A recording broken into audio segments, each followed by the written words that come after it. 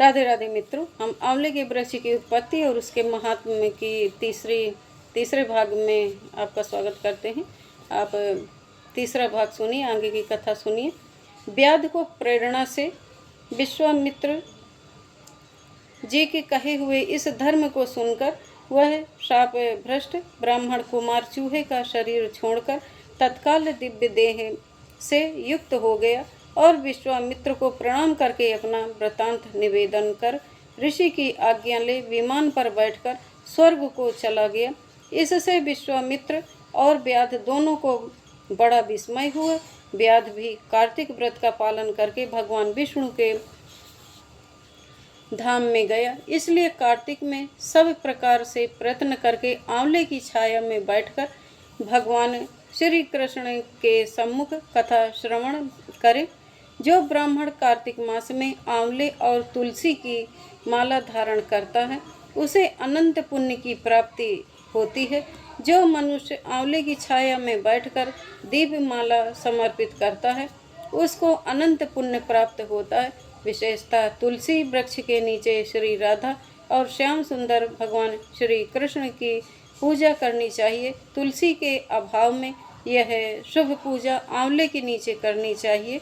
जो आंवले की छाया के नीचे कार्तिक में ब्राह्मण दंपति को एक बार भी भोजन देकर स्वयं भी भोजन करता है वह अन्य दोष से मुक्त हो जाता है। लक्ष्मी प्राप्ति की इच्छा रखने वाला मनुष्य सदा आंवलों से स्नान करे। विशेषतः एकादशी तिथि को आंवले से स्नान करने पर भगवान विष्णु संतुष्ट होते हैं। नवमी अमावस्या, सप्तमी संक्रांति दिन, रविवार, चंद्र ग्रहण तथा सूर्य ग्रहण के दिन आंवले से स्नान नहीं करना चाहिए। जो मनुष्य आंवले की छाया में बैठकर पिंड दान करता है उसके भी पितर भगवान विष्णु के प्रसाद से मोक्ष को प्राप्त होते हैं। तीर्थ या घर में जहाँ जहाँ मनुष्य आंवले से स्नान करता है वहाँ वहाँ भगवान विष्णु स्थित होते हैं।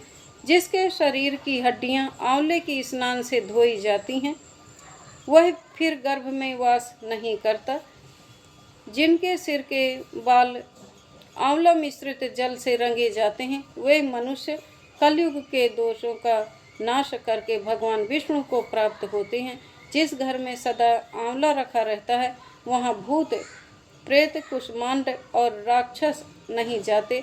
जो कार्तिक में आंवले की छाया में बैठकर भोजन करता है उसके 1 वर्ष तक अन्न संसर्ग से उत्पन्न हुए पाप का नाश हो जाता है। ये आंवले की कथा थी, स्कंद पुराण के अनुसार है। और जो आंवले का इतना बड़ा महत्व है तो अवश्य ही हमें करना चाहिए। अपनी संस्कृति को बचाए रखें, सनातन धर्म की ओर बढ़ें। धन्यवाद। वीडियो अच्छी लगी हो तो लाइक करें, शेयर कमेंट करें, सब्सक्राइब करें। राधे राधे।